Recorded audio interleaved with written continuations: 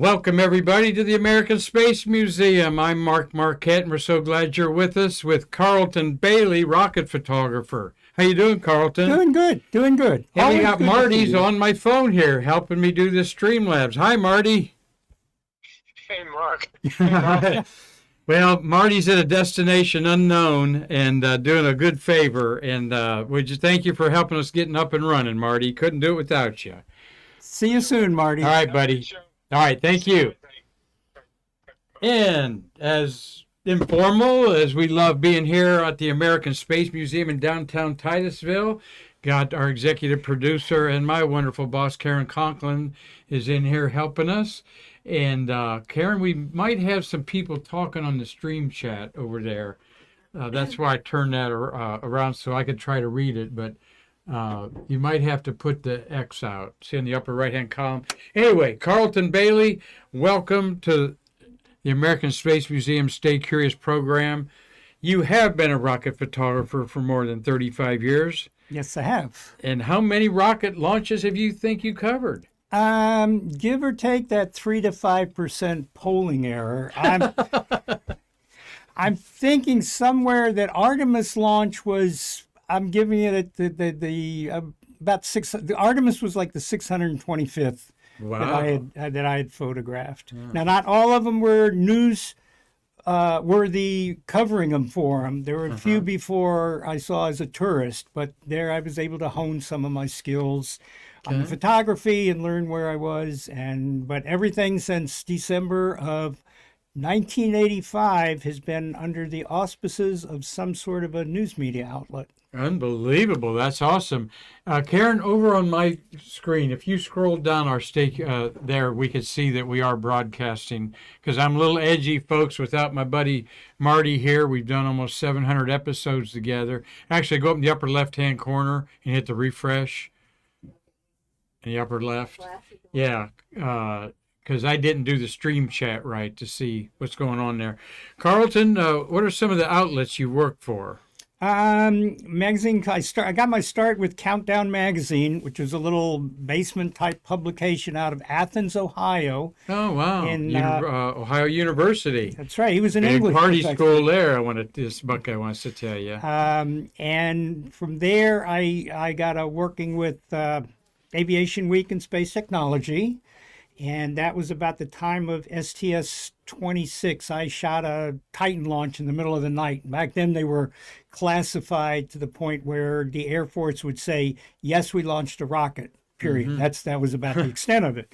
And from there, I've also done, I did a lot of work for about 12, well, more than that. I started up McDonnell Douglas as their launch photographer, and McDonnell Douglas merged into, became Boeing, and then Boeing became ULA. So actually it was, I guess, 20 some years from them that I did all their launches, their Delta 2s and Delta 3s and Delta 4s for over 20 years. Awesome. What a career. Excuse me just a minute. Karan, on the right-hand side where that purple writing is, that's what I'm looking to click one of those X's or something, and then we can see comments. If not, that's okay. Yeah. Yeah, I don't know. Maybe they appear there.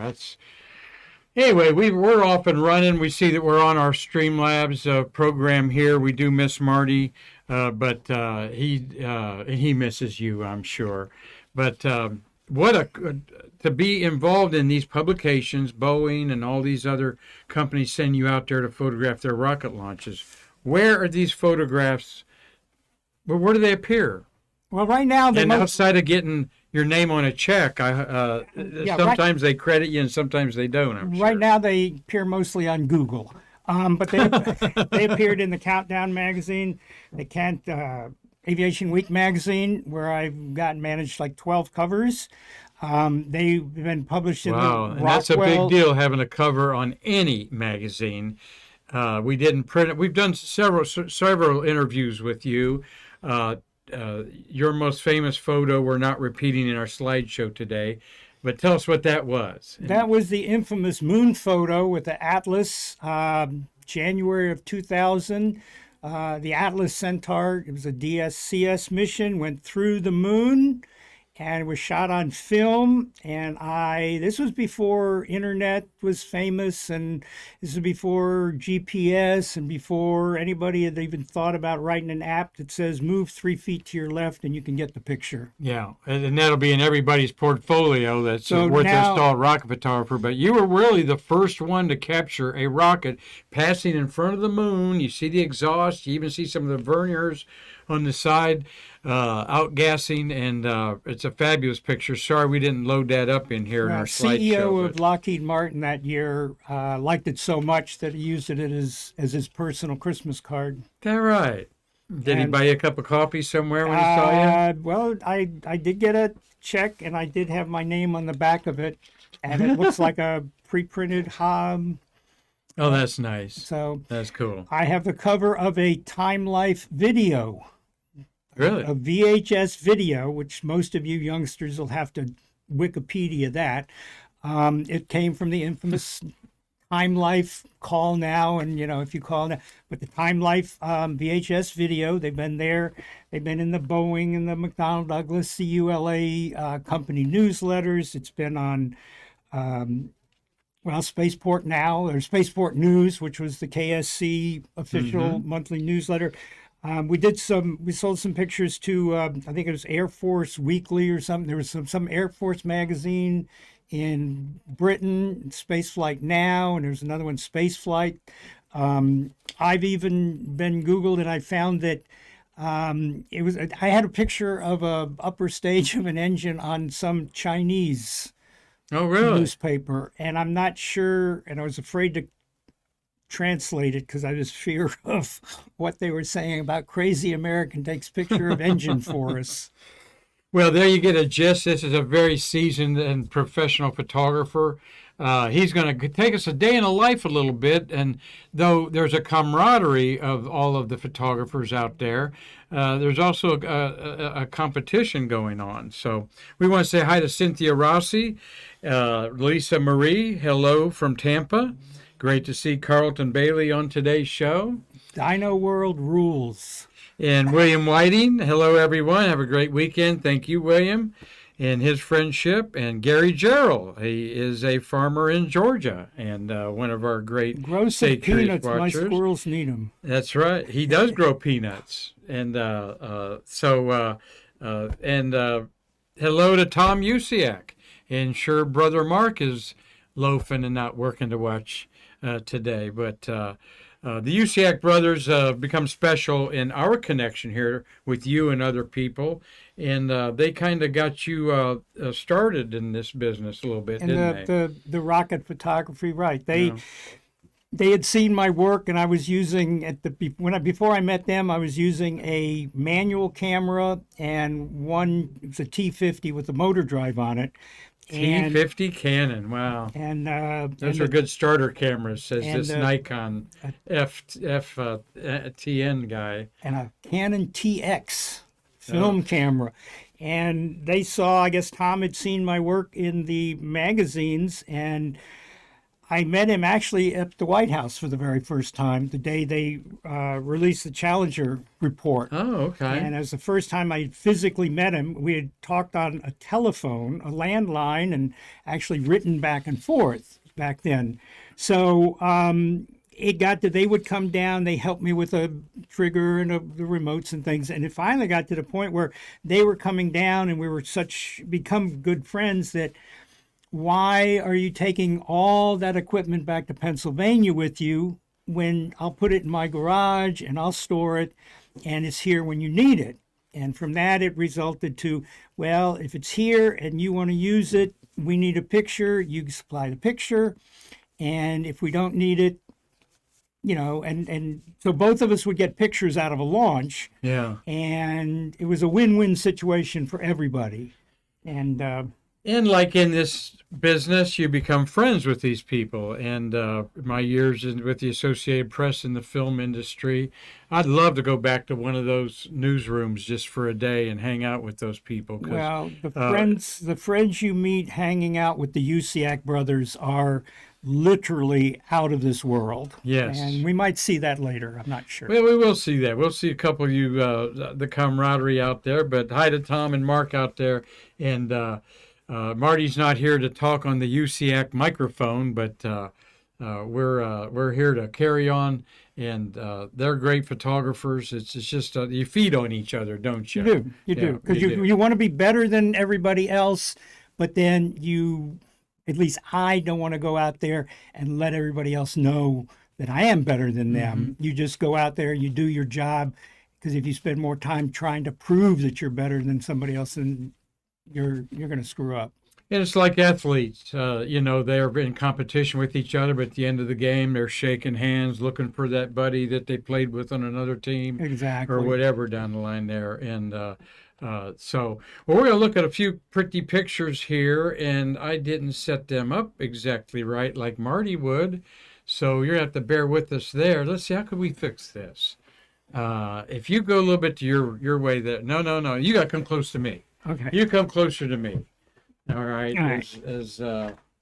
How's that? As enticing as that. Yeah, I don't have Marty here. Now I'm not going to go around the corner to flip that picture around there. But hey, we do have your attention, huh? It looks like we may have their attention there. There it is. Are you in that picture? Yeah. I mean, who are you with, Carleton? That is Ellie. Ellie in Space Ellie. She is a webcaster, podcaster, a social media up-and-comer. She's been on your show. We had her on Monday, and I'm very impressed with this young lady. She's smart. She's got driven to share and preserve the history, just like we do here at the American Space Museum. So why is she holding FODSI? And that is FODSI, of course. So. Yes, we had been at Zarella's for dinner. It was a meet and greet with the UCACs, and Mark had set up interactions with this young lady and to get her on the way. And anyway, anytime FODSI can have his picture taken with a beautiful lady, he obviously takes chance of it. So he usually gets the woman, and I usually get to take the pictures. FODSI is a Godzilla character, right? And you are very much into Godzilla. The UCAC brothers and I have been to your home. We know that you're an expert in Godzilla, and I love it. You got me turned on to watching it. So. As some fun cartoons, isn't it? But we can't call him Godzilla for copyright infringement, so we call him FODZilla, F-O-D-Zilla, for the Foreign Object Debris Program at NASA. There you go, FODSI. Well, you are on this lady's video podcast I just saw posted, so can't wait to watch it. It's Ellie in Space on YouTube. Go to there after you go to the American Space Museum on YouTube. She actually made me look good. Did she? Not that you don't, not that I do, but I. That's about to end right here. Okay. So let's rack up these pictures here. Right. And now Carleton is a very good photographer, and I know this is other photographers kind of consider this your signature shot. It's something that you don't see other people do, but now that I do what? Tell them what you're doing. All right, what I'm doing is actually laying down on the ground on my stomach with the camera, getting a camera lens in the rock shot, looking down the famous Tennessee River rock. And if you look, you can see the little ridges there that the crawler tracks have made in the crawlerway there. It's just a perspective you don't see, and it's always fascinated me to see just the rock, and that way you don't have space in between the rock and the rocket. You just have, it's a continuation straight into the rocket, and to me it just kind of blends it all in, and then it goes up into the slightly colorful sky there. The twilight doesn't hurt at all in there with the tinge in there. And there is the SLS rocket, all but the tiny little capsule on the top of it are in the Atlantic Ocean right now. That's right. And see, then you can see on the difference here. This is basically at the same place the other one is, but when you're laying down on the ground, you get a much different perspective of it, and it makes a better picture. Well, let's talk about going out there with your friends, photography colleagues, and setting your pictures up. There's a shuttle, so we know this is at least 12 years old.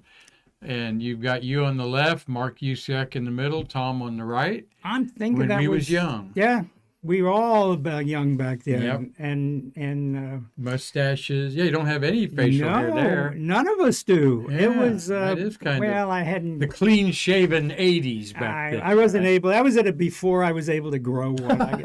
That's how old it was. Okay. But no, that is Mark in the middle and Tom on the right. Yeah. And There's a good guy that supports our museum, Tony Achilles, Karan. And Tony's been in our museum there. You caught him with a little laser lights going through his brain. And Tony is a good guy. He comes out there. He's from Chicago, Yep. or right outside of Chicago.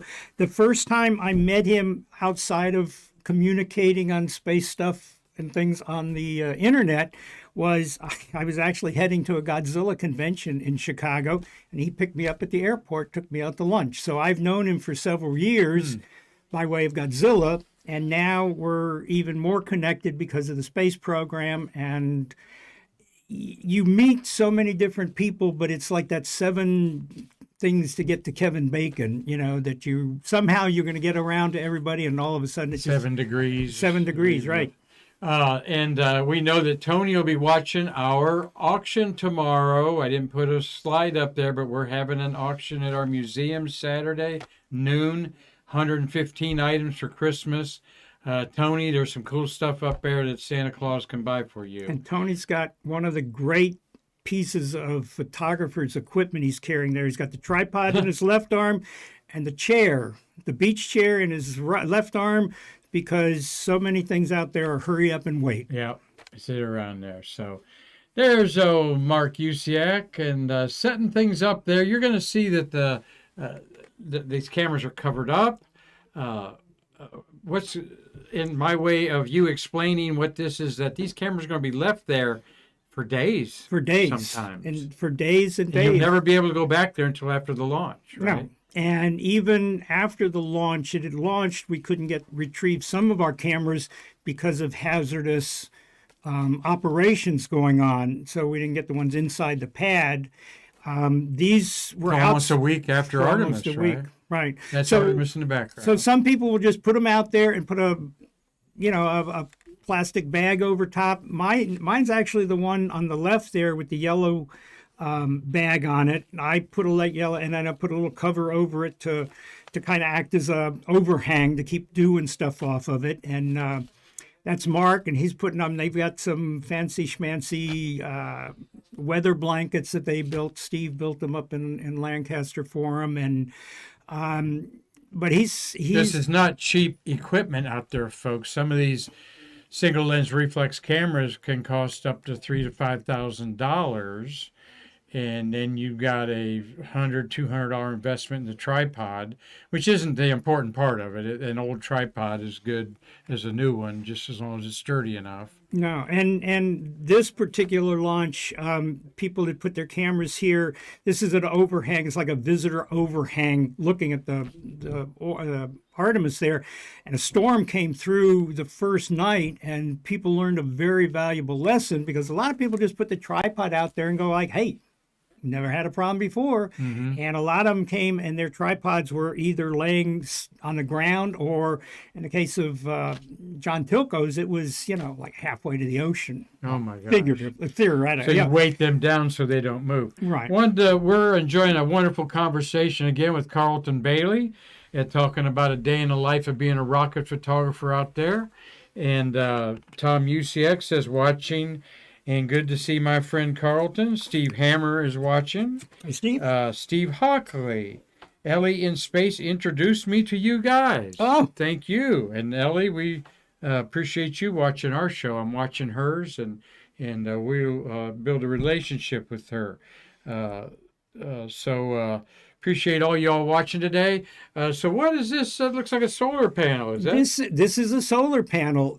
The thing. What do you need that to take a picture for? Well, things have changed out there. It's when we started, you change a 9-volt battery. Now, people that put their cameras out there, some of them are so sophisticated and they have to download computer programs to put into something to do this and do that. Don't ask me, I don't know. But they put out a solar, rather than power them with 9-volt batteries, or some people used to put car batteries out there to power stuff to keep them going. People are now putting actual solar panels out there to power their cameras, to power the triggers, power whatever they need power going into to keep theirs. If you're out there for several days, that would actually, it'll last longer than a 9-volt or 12-volt battery. Absolutely. So what's going on here? This was, these people put several of these cameras out at the launch head inside the perimeter fence. It would go down, it's a circular camera, and it would kind of pop up. If this is the one I think it is, it would kind of pop up and do a 360 during the launch, which they would have looked much nicer on a daytime launch. Yeah, I don't know what they would have gotten at night. But instead of just aiming them straight, and they had a bank of them. Okay. There must have been 6 or 8 of them out there that. All right. Special cameras for, obviously, it's a very special event. Not one-time event, but rarely, like every year. You're going to be lucky to have an Artemis you wouldn't launch. want to put them out for just a regular. So as we look at this picture of all the photographers out there, how do you get out there? Do you drive your own car out there and just say, I we want to wish. stop here? Give us an idea how many photographers and how you get out there. The buses. You take a bus, and it's in my One of the experiences out there. NASA tour buses or a different bus? They've been everything from one of the old yellow school buses that seemed like painted white to some of the Mission Mars Visitor Center buses. They've had to, rent the buses out of Orlando that have the video screens, the USB ports, the bathroom, everything but a wet bar.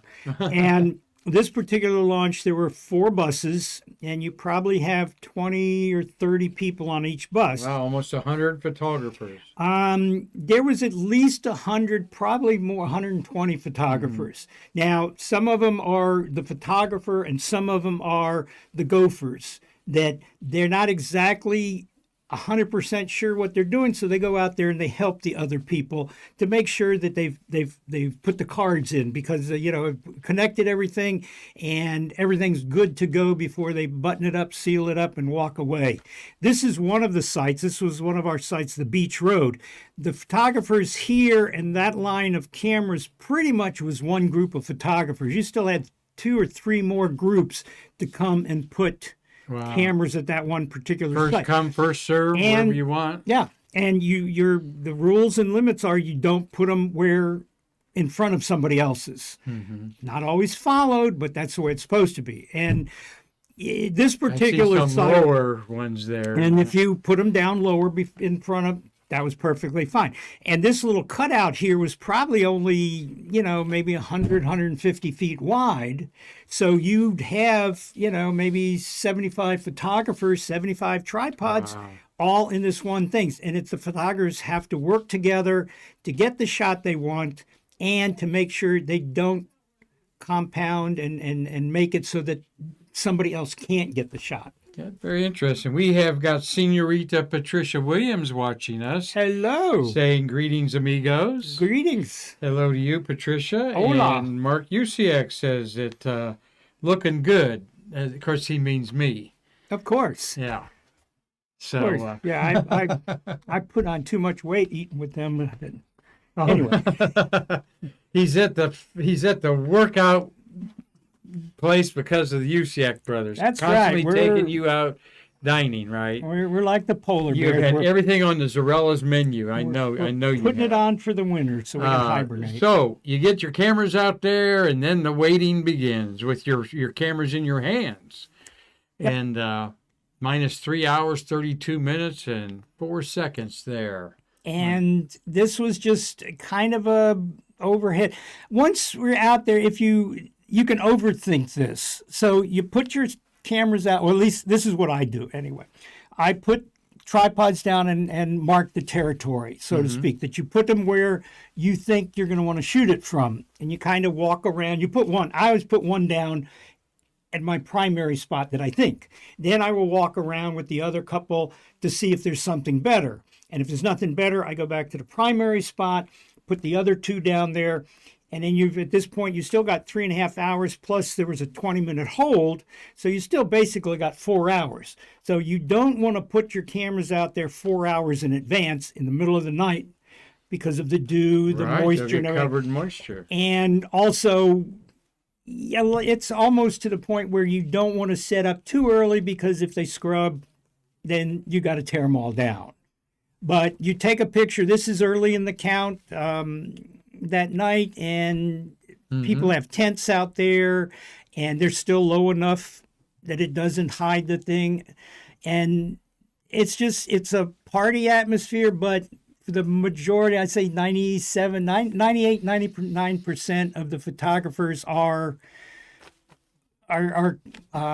I don't know what the word is, but they work with the others, and they professional. They don't get in the way. Yeah, it's a very respectful community for sure, and those that aren't are quickly weeded out by their peers. You better believe that. Respectful. That's the word. And but there are some rewards to it, like Mr. John Zarella behind Julian Leak with the hat there. Julian's a photographer since the Apollo days. John Zarella, the CNN main correspondent for their space program before his retirement there. You in the middle, a couple other friends. There's Bumming a pizza, huh? Mike Howard in the back there. We were kidding. Who were the other gentlemen there? I know who he is, but I can't think of his name right now. There you go. Seen him at 200 launches, but forgot his Mike name. Howard in the back there. He helps his photography business. He's also a legal minister. So he can marry you on the beach and take photos if nobody shows up. So on this particular launch, the whole package deal, but he doesn't give refunds. No, he doesn't. I don't know. No wedding photographers do. I think Mark was in town for this, and we were kidding around with John going like, well, it's an afternoon launch. We're going to be really, really hungry out there. And John was credited to go out there and was covering it. And we kind of were kidding him around about how hungry we were going to be. And he showed up with several pizzas that did not last long at all.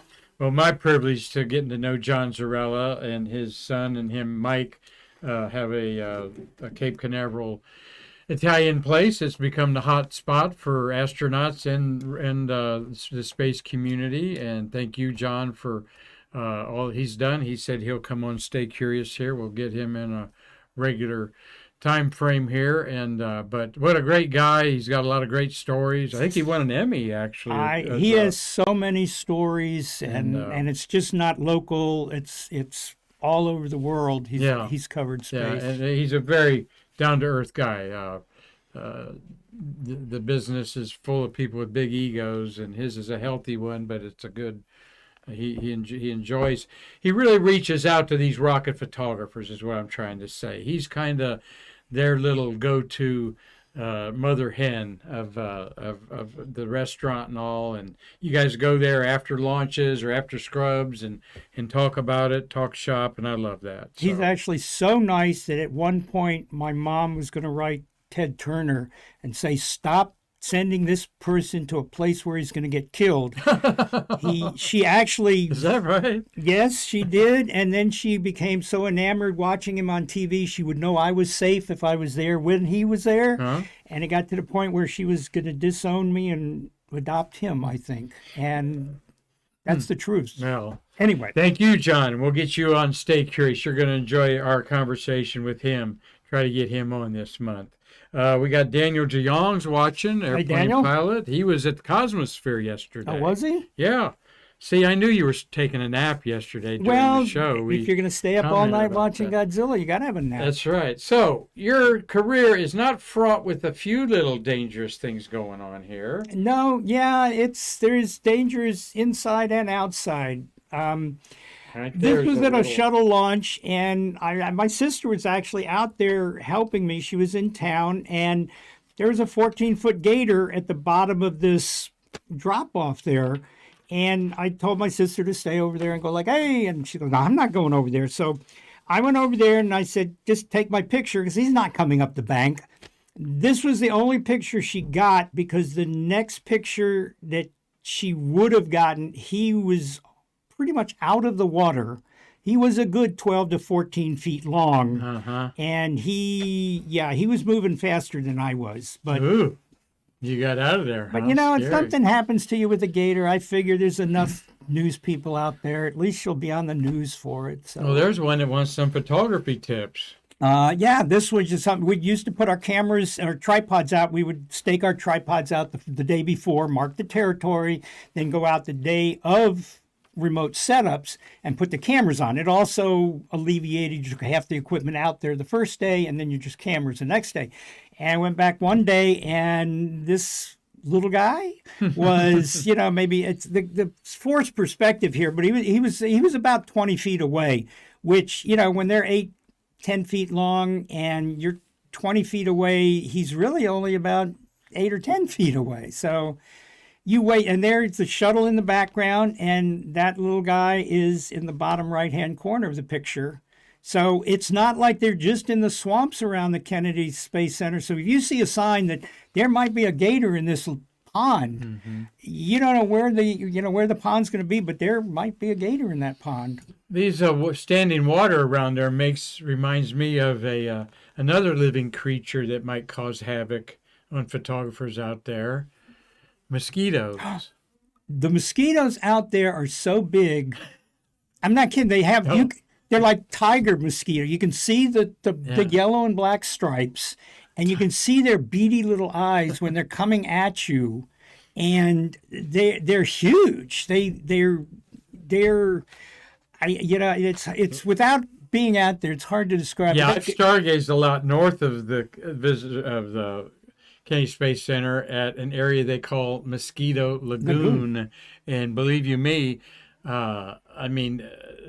you don't want to slap them on your arm because the blood just goes everywhere. And it just attracts everything else. But and I imagine they actually threw cheesecloth is how we stargaze. Is just you got to throw a whole piece of cheesecloth over you. Well, there are with people all the off. People would put on whole mosquito suits like you'd see in the jungle. I'll bet. And I'm convinced they're getting even larger because of all the rocket mutations. They're mutating. We're going to need Godzilla out there to clean up this mess.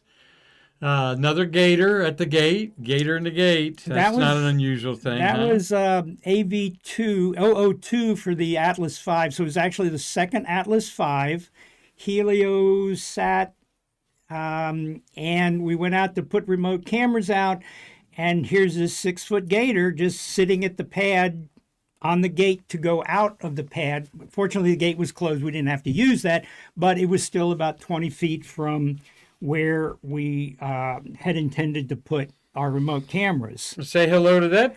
J.L. Pickering is watching. Yeah. Well, you should be out bird watching. I'm glad you're not out bird watching at the beach today, and I'm glad you're watching. And come on back for a book signing somewhere. We want to have a book signing with him and John Bisney here. J.L. Pickering and John Bisney put out some of the best hardback books you'll ever want to see about our space program. Their newest one, The Space Shuttle, where they've harvested some rarely seen photographs. Usiak brothers are featured in the Apollo one as well as the shuttle one. Don't know if you have any pictures in JL's. No, I was still a youngster. The Usiaks are those old guys. They had remotes out at the Wright brothers. Thank you for watching, JL, and we'll get up with you. We got the green thumb. Bring your scanner and computer, and we'll get you some new images that you've not seen before. He likes some of the things he saw in our albums here. Good. Anyway, let's talk a little bit about weather and rainbows over our Anybody that's ever been to Florida, or if you live in Florida, if you don't like the weather, you wait 5 minutes and it's probably going to change. If you don't like the weather in your front yard, you go to your backyard and it's going to be completely different. This was STS-88. It had scrubbed the night before, they took us out that morning, and they actually launched that night, later the same day that night. And they took us out, and it was pouring down rain when we got out there to reset all our cameras. And right spot, right time, right place. The rain kind of drizzled and it stopped, and this beautiful rainbow. This is not Photoshop. This is not enhanced. It was a rainbow from side to side like that. The people that were, say, to the left around the side of the pad, they got the rainbow, but it wasn't over the pad. It was next to the pad. So you had to be at this, what I call the 5 o'clock, the mound shot. And it was like right there that the mound shot. So you say the mound shot. Other photographers would know exactly where you're standing. There was this. I believe this pad.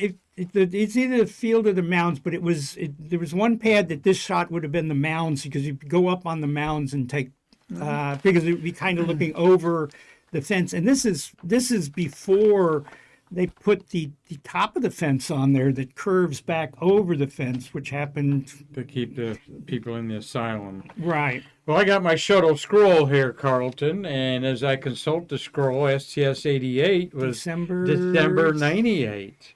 Launched on December 4th, 1998, all right? And, Bob Cabana? Bob Cabana is the commander. Bob Cabana on STS-88 with Russian Sergei Krikalev turned the lights on the International Space Station. It was the first infant, yeah. It was the first piece of American livable hardware that went up for the space station. And that was our Unity module. And they, of course, didn't leave anybody there, but that's when it all started in 1998 with a December 4th launch, and this being December 2nd. Launch of December. Yep. December 2nd, yep. And on December 4th, I think there's 4 shuttles launched on that day. But a beautiful picture there, and one of a kind.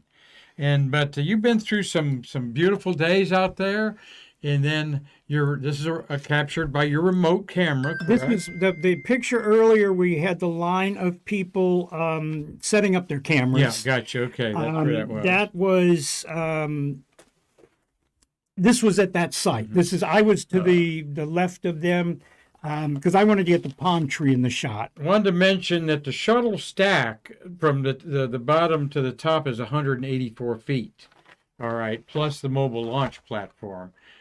So the Artemis is almost 300 feet tall, and you're further back, but you got these nice cloudy days out there, and then bingo, your camera was triggered to do this shot as well as this shot. And yeah, it was, this was the first day that we set up at the very first attempt. We set it up, and as soon as we got back to the press site that day, it literally went into like what they call a phase 2 lightning, which means lightning is imminent, get out, and you got to stay indoors. So we're watching from the press site. You lose sight of the pad because the rain was so bad and the storm, and you could see a lightning bolt had hit the pad, it looked like, out there. And they scrubbed the next day, but it was another day or two before we could go back and get our cameras actually from that side. So we didn't get this back till Thursday, and this was actually taken by a remote camera that's sound activated. And it started with something, but I actually got 3 frames of this particular lightning bolt. Those towers are 600 feet tall?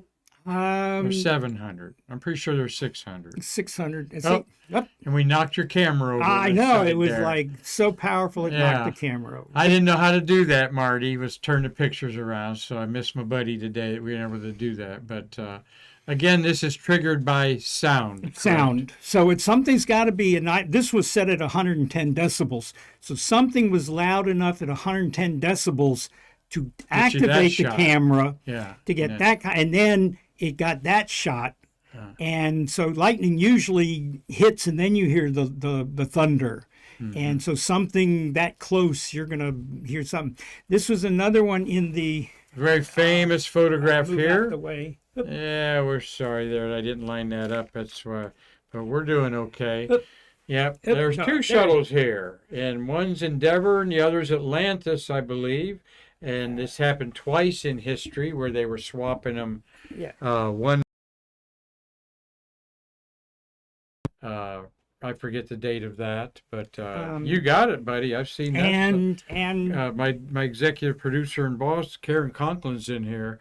I'm seeing some postcards, Karen, that we need to incorporate in our gift shop, along with the wonderful work of the USIAC brothers. well, and again, they take us out to go like, oh, look, there's a shuttle on that pad and there's a shuttle on this pad. So they take us out so that we can line it up. NASA lines it up so we can get that picture.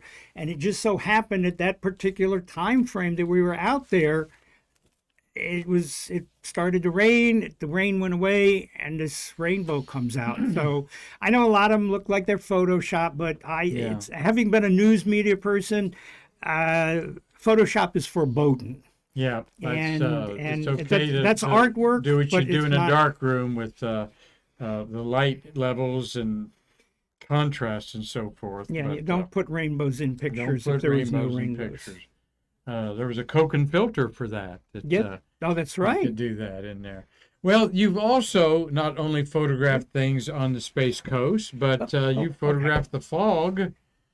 Where's this? This is Vandenberg Air Force Base, or Space Force Base, I guess now, out of Vandenberg, California. When doing jobs for Boeing, they sent me out to California, Boeing and then ULA. I got the pleasure of going out there, the privilege of going out there 6 times to photograph the launches for them. And at one of the times, I was fortunate enough, you might say, that NASA in their pre-launch conferences said, oh, look, if Carleton's going out, we don't need to be out there. Now that puts a whole different level of pressure on it, when you know you're going to a pad that you've always heard you don't get anything because of the fog. And when I find out, I'm going like, well, thanks a lot. But everything worked out fine. That particular one was great. But this was literally the same rocket, basically the same spot, just a tighter lens. And you could be 5 feet, or, well, I guess here's like 20 or 30 feet, 50 feet from it. You couldn't see it because of the fog. And I commented, I said, so this is what you people out here call a marine layer? And they go like, well, yeah, this is just typical marine layer. And I said, well, I'm from Florida and I've been in tropical storms that weren't this bad. But this is just something that is everyday normal, and they'll launch in it if everything's good. And this particular... Well, back on the Space Coast here, on our coast.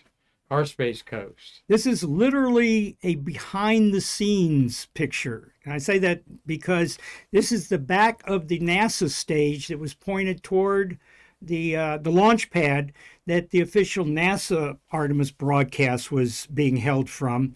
The little white building next to it is the Spaceflight Now, where they operate out of. They're an excellent source also. Good friends with them. And so literally a behind the scenes. Also, this is Part of the day in a life is you go back, interviews. and there's astronauts around to answer questions, all under the auspices of NASA. So, they have handlers to make sure nobody goes up and does anything inappropriate, ask for autographs, this sort of thing, but also to make sure that the astronauts have the ability to talk to anybody that wants to interview them for their news outlet. Good. And then you got the newly built press room. This is right. That up on the wall there are the names of the chroniclers that are the Hall of Fame, so to speak, of the media over the years, that we're going to try to help Mr. Hugh Harris get that activated again. It kind Right. of Because lost I its can momentum during see COVID. you can see there's a little blank spot on that first one to the right. Should where, have Carleton Bailie up there. Nah, well, we got Tom Usiak first. You got to be retired. Well, yeah. Yeah, we do need Tom up there on the chronicle. With what I get paid, I might as well be retired, right? There you go. And this is Nice modern looking room. They've got all kinds of outlets for you for things, right? And hi, Doug Forrest. He's watching in Los Angeles there.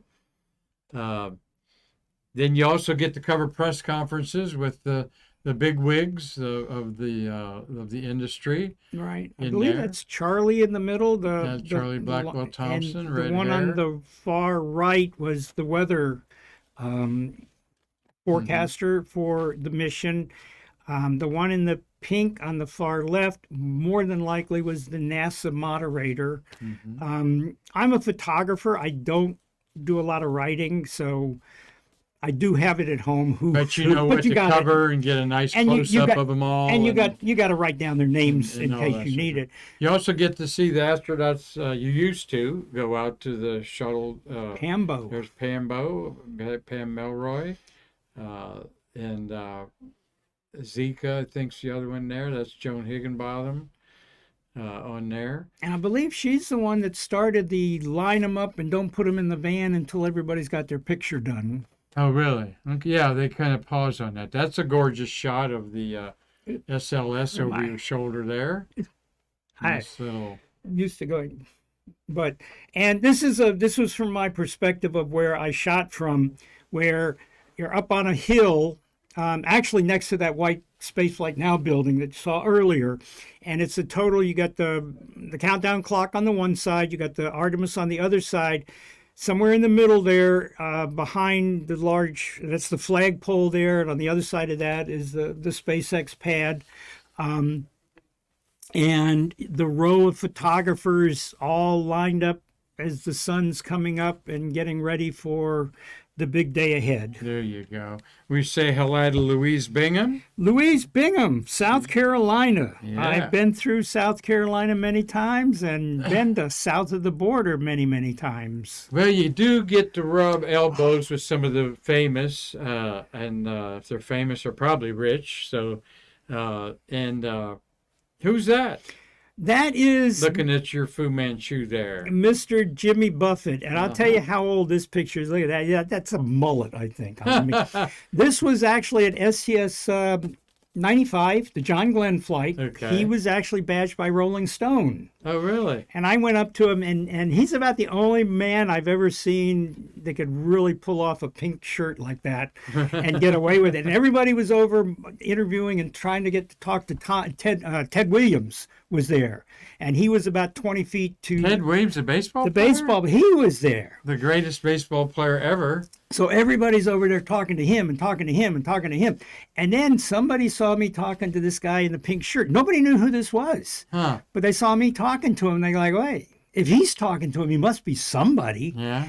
And back then we weren't told we couldn't. So I did the unthinkable and I got him to sign an autograph for me. Uh-huh. And I got to talk to him for a little while, about 5 minutes or so. And then once somebody saw me talking to him, that's when the herd came over there. Yeah. And he had to just tell people, nope, look, I'm working, I'm here writing a story for Rolling Stone. I don't do autographs, yada, yada, yada. But it was all my fault that people recognized him. And Very came cool. over Very there. cool. There you are out there. Big smile, big rocket behind you there. There's another famous person there. Tom Hanks, Apollo 13 amongst his space films. We were going to the VAB roof. This is actually inside the glass elevator that goes up to the VAB roof. Well, it goes up to level 34. You get out, and then you take another one up to the roof. And he was going up the roof as a visitor, a VIP visitor, and he was in the elevator. He rode over on the bus with us like a regular media guy. He was very friendly. Nobody really talks to him that much because we're kind of like, they do their stuff, we do our stuff. Mm-hmm. But a fellow from Reuters was kind enough to snap this picture. And so I have for posterity that I rode an elevator to the top of the VAB with Tom Hanks. Sweet. Privileged to, part of the privilege of knowing you and the UCX and so forth is getting my picture made occasionally with some of my heroes. There's Jack Lausema, who I had the privilege of driving around one evening after Zorella's dinner there. Thank you for taking that picture of us. And Artemis is in the background back there. This was during a day in the life of an Artemis photographer. Right. There you go. And we're going to kind of skip through these launch shots here to show what a great photographer he is and knows how to set things up. Sometimes that cloud can get in your way. See, and I'm not sure they'll be on able there. to see it, but the second picture took a rocket like that particular frame was from a remote camera that was, if the rocket had fallen over, would have taken out the camera. Wow. Didn't even explain. You can barely see it there on the bottom. There's a little yellow circle kind of thing behind the yellow rocket photographer. Yeah. That's how close the rocket was. It's basically next to that light pole right in front of it. And there's a massive, That was a Delta 3, one of 3 that they launched. wow, None beautiful of twilight. none of which did what they were supposed to. Oh, really? That's why they forego the Delta 3s, took the expended boosters that they were going to use on Delta 3s, put them back on the Delta 2s, made them heavy lift Delta 2s. There you are. We're going to go through, again, there's another alligator behind you there. And, A trip to the Space Center for me without an alligator is just not a successful trip to the Space Center. there you go. Another perk is you get to sometimes run into the astronauts and they've autographed your work. That's right. STS-46, this particular one. Is that 46? Lauren Shriver. Consult the scroll because you used to work where and have access to some of the families. I worked at that was 1992 July. Yep, Lauren Shriver, Andy Allen, our friend is on like there. Jeff Hoffman. That's the, And I worked at an Eckerd's in Titusville and then eventually moved to a CVS down in Cocoa Beach. And I was fortunate, Lauren Shriver actually was living in Titusville at the time and he used to bring his kids film in to get developed for science fairs. And I got to know him that way. In Cocoa Beach, the families of the astronauts that were flying were staying down in Cocoa Beach. They would bring their touristy pictures in. I would have them pictures of the launch and landing before NASA even had released anything to the family. So you never knew who was going to come in to see you there and who you were going to be able to hang out with. That's a lot of fun. And you told us before on Stay Curious, you used to surprise people during the day with the night launch, like hand of the wife or even the astronaut. Kent Rominger came in not 4 or 5. That's a good story. Kent Rominger came in after a night launch. I had some pictures in the bin for a Vern Rominger, and it had been there for several days. And I kept going like, I want to be here when he picks him up. I'm going to be here because I wanted to talk to him because I kind of figured it had to be a relative. And he never came in. I was taking then 3 days off for the launch. Well, the landing, I'm sorry. So they land. And I come back in and the pictures are still there in the bin. I'm like, okay, well, I'm going to get to talk to him anyway. So 4 or 5 hours, I did the landing at KSC, went straight to work that morning. At like 7 o'clock in the morning, I cleaned all the machines and I printed up the landing pictures that I'd taken that morning. And this fella comes in and he says, I want to pick up some pictures for Vern Rominger. And I said, oh, okay, so I'm going to meet the family. So I went over, picked him up, and I handed him to him, and I looked at him. I said, if I didn't know better, I'd say you look a lot like that Kent Rominger that just landed that shuttle this morning. But I tell you, I know NASA, they're not going to let you out walking around Cocoa Beach just 4 or 5 hours after you land that shuttle after being in space. It's like, well, sometimes what NASA doesn't know doesn't hurt. So it was actually Kent Rominger. So I had landing pictures before, his family had even gotten back to their hotel probably. And there is a landing picture there. One of your fortes there. You photographed not just the launches, but the landings. What's that like to see an unpowered 20-ton vehicle fall from the sky like a brick? There's no noise. It's coming in, and again, the photography is such that the one thing about it is you never really saw a wide angle shot of a landing, and until you saw it out there, you don't realize that the wheels don't come down till it's just a couple 100 feet off the ground. Because by that point, if they're not down, it's not going to matter. And they come down, and it's coming in at 250, 300 miles an hour. You've been to races before, so you know what a 200-mile-an-hour car is to try to photograph. And you have several times as it goes around the track. You got one shot at this coming by you at 250 miles an hour. It's quiet. You hear it's like a rush of air, and you might hear a pop from the APUs venting, but it's almost completely silent. It whooshes by, and you literally have 3 or 4 seconds as it's coming by to get that one shot. 3 or 4 seconds to get this shot, and frame it, everything, exposure right. Focus. Yeah. One of America's greatest resources right there.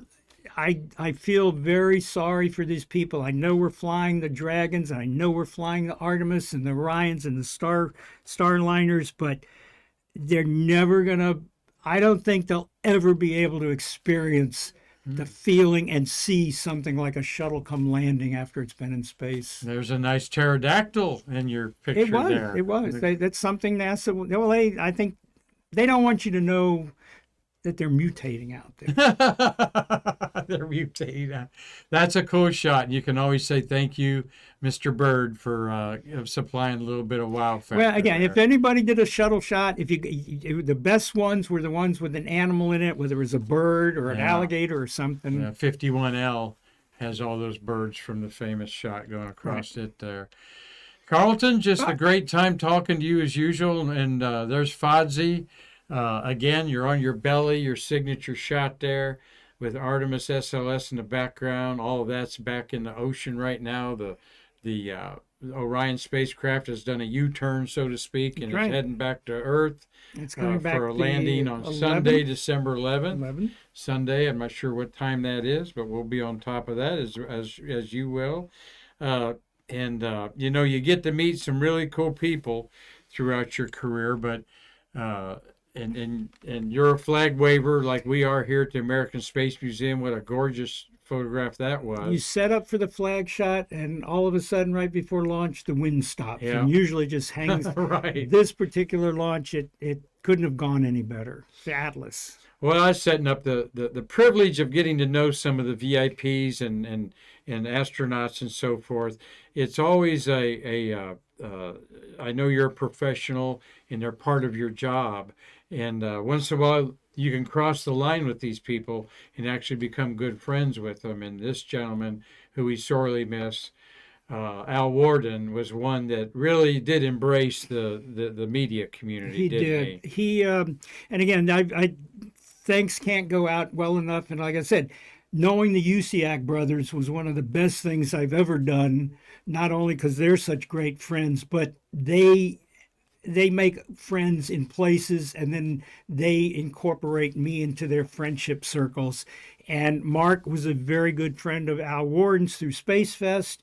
And when Al was giving the talk at KSC Visitor Center, we went and saw him. We saw the talk. We met him, had the pictures, and then Mark would invite him down to Zarella's, and he would show up at Zarella's uninvited, so to speak. That was one of his go-to hangouts when he was in Cocoa Beach. So he passed away 6 months after this photo was made, kind of unexpectedly. I believe it was March 2021. He was not. I don't know whether in his mind he was an astronaut. He was just the everyday guy. He was just the average Joe that was not, I was an astronaut and I went to the moon. He was like hey, let's see if they got lasagna tonight kind of guy. For those you don't know, Apollo 15 command module pilot orbited the moon some 70 times. He actually wrote a book about poetry. Our executive director, Karen's shaking her head there because she loves seeing pictures of Al, because I understand he was a great supporter in the early days of this museum and did a lot to get the handprints out at Spaceview Park, over 30 astronauts. And I was talking to our godfather, Charlie Mars, today, who Al told me, put his arm around me and said, Charlie wouldn't have got half of those handprints without me. And I'll never forget it. Karen's nodding there and there. So, Charlie, love you, buddy. Thank you for supporting all that's going on here. He led this museum for a good 20 years, and the torch is passed to Karen, And this is you're part of it, Carleton. We're proud to say. Well, I So, can't be any prouder. And anybody that's ever in the area, the Space Coast, Titusville, stop by here and see these people. They'll give you a tour. It's remarkable. From what I've understand, it's the only public type of space museum where it's not on federal land. Kennedy, yes, they've got Could be. somewhat, but it's not nothing like you've got here. The other visitor center or the other space museums are all on federal land, and they're either closed or very limited who can see them, or don't have nearly anything what you've got here. And it's just support this place if you're local. Come see this place if you're local, and if you're a tourist, if you're visiting, I can't stress how much fun this museum is. The people that work here will keep you entertained, and they'll teach you something. well, thank you for that promotion there, and we mean it. We're so happy that we are at the level that we attract wonderful people like yourself. We're not a Cosmosphere. We'll never be a Tom Stafford Air and Space Museum, because we celebrate the American space worker right in the delivery room of our wonderful space program, Brevard County.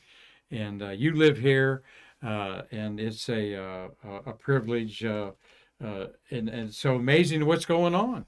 Well, and I think you've gotten over the months, years that we've known each other, that you've known me now, that I'm not going to support something that I don't believe in.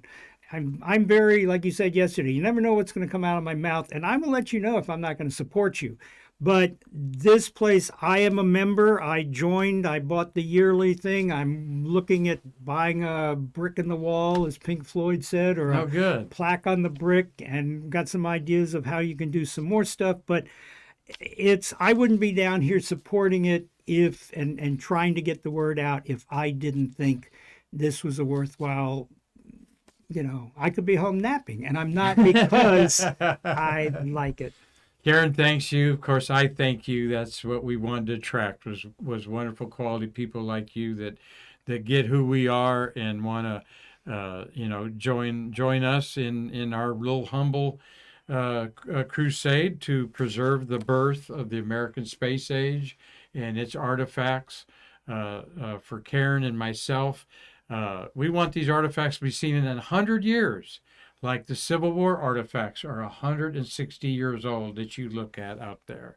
Wow. In 1860s No, to 2020. I went wow And- because I and- remember the and- Centennial and went to the museums in the Yeah. Centennial to see the 100-year anniversary of the Civil War. So, but Well, thank you for all you do, my friend. It's great to call you a friend, and it is a mutual admiration society here at the I American will come Space back Museum. anytime. And you saw from just a few pictures. We love your cat shirt, and we got to get you hooked up with a squirrel shirt there. And I met your cats. I met some of your squirrels, and I've met your Godzillas. And the UCX know what I'm talking about. I will come back anytime. From just what I sent you today, there's I got 1 million of them. So That's right. I'll be back anytime you invite me. Well, we thank everybody for watching this edition of Stay Curious. We always go long when we have wonderful people on our show here. And it is Friday, TGIF Friday. You want to see you Saturday for our auction. And you can come down here at the museum or see it live on our auction homepage. Go to our homepage to find that.